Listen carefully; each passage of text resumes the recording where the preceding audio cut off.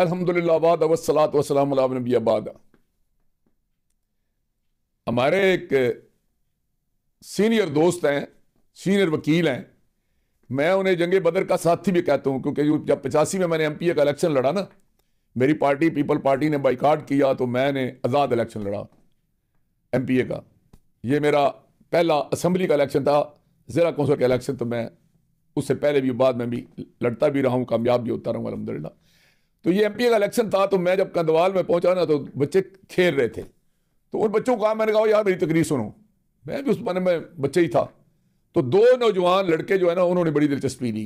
एक का नाम था मलिक अब्दुल अजीज और एक का नाम था मलिक गुलाम मुस्तफ़ा। ये आज वो, तो ये अवान कंदवाल अवानों का गाँव है, अवान थे, और मुस्तफ़ा का पस मंज़र मजहबी भी था। वो एक इंतहाई काबिल फ़ख्र और काबिल इज़्ज़त एक शख्सियत के बेटे थे। तो उन दोनों ने मेरी तकरीर सुनी तो बड़े जज्बाती हुए, मेरे स्टेज पे चढ़ गए, उन्होंने मेरे नारे भी लगाए और तकरीरें भी की, और उनका अपना बोर्ड तो बना हुआ नहीं था, लेकिन मुझे सपोर्ट भी किया। आज वो मलिक गुलाम मुस्तफ़ा कंदवाल, वो Rawalpindi high court bar association का साबिक सदर, member Punjab bar council, member Pakistan bar council, और इस बड़ा नाम है, और उस बच्चे का मुस्तकबिल मुझे काफ़ी रोशन नजर आता है। दूसरे थे मलिक अब्दुल अजीज कंदवाल, वो भी एक बड़े सीनियर वकील बने, और वकील बनने के बाद वो ये हुआ कि जब 1988 में मुझे आईजीआई ने टिकट दिया एमपीए का, तो ये दोनों नौजवान फिर मेरे पास आए। इन्होंने कहा जी टिकट वापस नहीं करना, इलेक्शन लाजमी लड़ना है। मैंने उनकी बात नहीं मानी, उनको आज तक इस पर गिला है। तो ये दोनों बच्चे मुझे बड़े प्यारे हैं, मुझे मेरे इनके साथ बड़ा तल्लक है कि मैं इनको जंगे बदर के साथ ही कहता हूँ। लेकिन कंदवाल साहब का अपना मिजाज है और मलिक अजीज साहब का अपना मिजाज है। मलिक अजीज साहब अवेलेबल सोर्सेज को इस्तेमाल करने का फन जानते हैं। यही वजह है कि राजा अफजल के दौर में वो इक़्तिदार में रहे, राजा इकबाल मैदी के दौर में इक़्तिदार में रहे, फरक के दौर में इक़्तिदार में रहे, राजा नासिर के दौर में इक़्तिदार में रहे, और फात के दौर में तो जिधर देख तू ही है, वो घंटा घर थे इक़्तिदार का। अच्छा, लेकिन बहुत सुलझे हुए काबिल आदमी हैं। तो वो मुझे अक्सर कहते हैं जी कि आप ना फर्क इताफ के और इसके फवाद चौधरी के चचा हैं, एक की तारीफ करके और एक के गिला करके दोनों को जिंदा रखना चाहते हैं सियासत में। तो वो कहते हैं मैं मोहसिन हूं फवाद चौधरी का। अच्छा, लिहाजा मैं आज फिर एक और एहसान करने लगूंगा अपने भतीजे पर कि जनाब फवाद चौधरी साहब को काफ़ी अरसा हो गया था, हमने उनको वज़ूए बहस नहीं बनाया था, क्योंकि हमें लोग कहते थे कि यार छोड़ें उनको। उन्होंने अब खुद ही अपना काम दिखा दिया है। जो दौड़ उन्होंने लगाई थी तारीखी तौर पर, याद रहे कि मलिक अजीज भी उनके साथ उस खड़े थे, इन्होंने बाजू नहीं पकड़ा। भाई ऐसी दौड़ नहीं लगाओ कि सियासत जो है ना ये बदले मैं है यहाँ कुत्ता दस्ती में है मारूमी, जो बढ़कर उठा ले हाथ में मीना उसी का है। वो कहते हैं मैं शहरों का शिकारी हूँ, शहरों के शिकारी ऐसे भागा जैसे जंगल में गीदड़ भागते हैं। तो वो हमने उनका वजू छोड़ दिया था, लेकिन फिर मजबूर हो जाते हैं बात करने पर।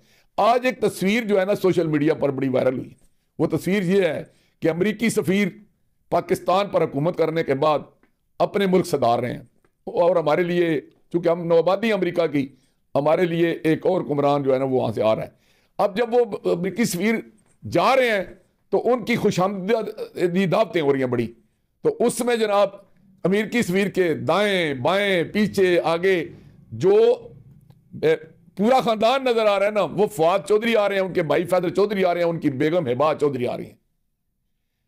अब देखें, मैं ना पीटीआई के जज्बाती कारकुनों से बात करना चाहता हूं। जब मैं कहता हूं यार पीटीआई तो मैंने बनाई, आप किसी का उस वक्त वोट ही नहीं बना हुआ था 2013 में, और किसी के बड़े जो थे भाई और बाप वो तो मेरे मुखालिफ वोट डाल रहे थे, तो वो मेरे साथ रूठ जाते हैं, नाराज हो जाते हैं कि नहीं जी वो नहीं बाबा जी, हम तो पीटीआई के बड़े और इमरान खान के बड़े जनाब जाले हैं, प्याले हैं, नवाले हैं। तो मैं उन्हें कहता हूं कि यार लड़ाई तो हमने लड़ी, आप तो मजे लूटने वालों में शामिल हैं। जब इक़्तिदार आया, और इक़्तिदार जब आया तो उस वक्त भी फवाद ने पीटीआई लोगों को घास नहीं डाला, घास नहीं डाली बिल्कुल। कई लोग तो जज्बाती थे, मतलू शाह जैसे, वो जज्बातियत का शिकार होकर अपनी मौत मार गए। लेकिन ये इनको बात समझाएं भी तो समझ नहीं आती।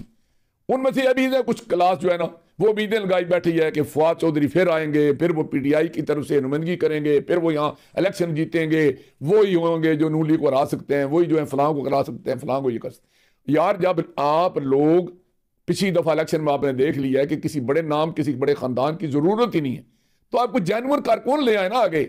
हमने यही कहा था ना उन 2016 में खान साहब को कि हम पार्टी को फंड भी देते हैं, गाड़ियां भी देते हैं, खुद अपना आप भी वक्फ करते हैं, हमें टिकट नहीं दो, किसी पार्टी कारकुन को दो, इस नौसरबाज को टिकट ना दो। तो खान साहब ने उसको दिया और वो नसरबाज साबित हुआ। आज फिर उसने वो जो है ना एक चोर दरवाजे से कभी भाई के रास्ते कभी किस बीवी के रास्ते अंदर आने की कोशिश करता है। तो अब कभी बयान दे रहा होता है, कभी कुछ कर रहा होता है, कभी कुछ कर रहा होता है, और लोगों को अच्छा नसरबाज होता क्या है, हमने पढ़ा था किताबों में, बनारसी ठग दे के वो एक दफा ठगते थे, दूसरी दफा ठगते थे, तीसरी दफा ठगते थे, और जिसको ठगते थे उसको समझ नहीं आती थी। हम वही लोग हैं कि हमें बनारसी ठग ये ठग रहा है। अभी आप अंदाजा लगाएं कि ये वो सफीर है जिसके बारे में खान साहब ने कहा कि ये रजीम चेंज हुआ है, सफीर ने करवाया है, इसने हमारी आर्मी के चीफ को इस्तेमाल किया है, इसने ISI के चीफ को इस्तेमाल किया है, इसने मियां नवाज शरीफ की पार्टी को इस्तेमाल किया, इसने जरदारी साहब को इस्तेमाल किया है, और मेरी पार्टी के अंदर से भी इसी की पॉलिसी थी। तो आपको राब्ते उस वक्त भी पते थे, आज भी क्या कौन करने वाला था आपको किसने कहा कि असम्बली तोड़ दें, कौमी असम्बली तोड़ दें? किसने कहा आपको कि जनाब सूबाई असम्बली की हुकूमतें बर्बाद कर दें, सूबा साद की और पंजाब की? आज भी आप इक़्तिदार में होते, आज भी मुल्क ममन होता, आज भी मुल्क में सुकून होता, आज भी आप जिन मुसीबतों से कारकुन हमारे गुजर रहे हैं, हमारी पार्टी का सरमाया डॉक्टर यास्मीन राशिद, चौधरी एजाज जैसे लोग आज जो जिस तरह की वो जिंदगी गुजार रहे हैं, कोई तस्वर कर सकता है? ये सारा हम आवर्दा तो ये सारा कुछ हमने खुद किया ना। चौधरी परवेज इलाही जैसे बंदे के साथ जो होता रहा है, खुद खान साहब जिन मुसीबतों का शिकार है, जो हो रहा है, इसका कौन जिम्मेदार है? वो गलत फैसले, और वो गलत फैसले कराने वाला कौन था?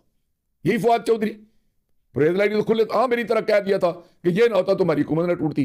लेकिन खान साहब आपके भी क्या सुहाने ख्वाब हैं जी, आपकी भी क्या बात है जी। जिसको तलाक देते हैं उसी के लिए दोबारा आपके दिल में प्यार उभर आता है, फिर उसके साथ दोबारा निकाह सानी के लिए आपकी ख्वाहिशें उमड़ आती हैं। अभी फिर जनाब फवाद चौधरी साहब का आपने तो बयान भी दे दिया, लेकिन वो आप माने ना माने वो कहते हैं नहीं मैं तो घर वाली हूं। आप कहते हैं मैंने फर्क कर दिया, कहते मैं घर वाली हूं इसलिए कि मेरा भाई तो उनका लीगल एडवाइजर है। तो बात यह है कि ये अब उस अमरीकी सफीर के साथ ये मुलाकातें, पहले भी वो अमरीकी सफीर के घर चला गया, वो तस्वीरें भी सामने आई। तो अब तो अपना हमारे देहात में खोजी होते हैं, वो एक खुरा लेकर चलते हैं, ये चोर का खुरा जा रहा है, अल्टीमेटली उस डेरे पे चले जाते हैं जहां पर भैंस और बैल बंधे होते हैं, और चोर पकड़ा जाता है और माल बरामद हो जाता है। खान साहब अब भी अगर कोई आपको कुछ भुलेखा रह गया, PTI वालों आपको कोई भुलेखा रह गया, PTI की क्यादत को भुलेखा रह गया, नहीं उन साहब को छोड़ें। ये जो जिनको ये दौरा पड़ा हुआ है, PTI, तो ये इनसे मैं सवाल करता हूं कि यार ये नौसरबाजों को लेकर इस मुल्क पर आप क्या करना चाहते हैं?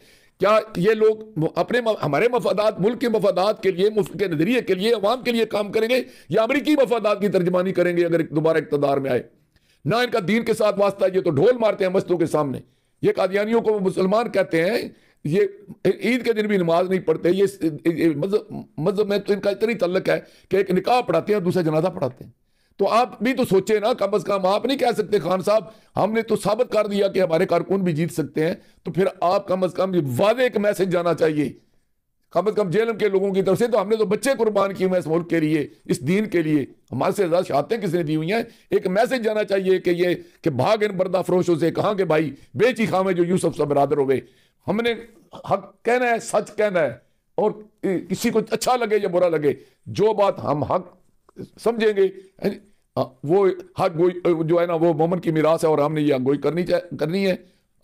खा कोई नाराज हो या राजी रहे, हम आपकी रहनुमाई करते रहेंगे, हम अजाने देते रहेंगे, कोई नमाज पढ़े ना पढ़े, इंशाअल्लाह अज़ीज़ हम अपना ये मिशन पूरा करते रहेंगे। इससे कोई मशहूर होता है तो होता रहे, कोई नाराज होता है तो नाराज होता रहे, इससे कम से कम हम अपना फर्ज पूरा करते रहेंगे। शुक्रिया।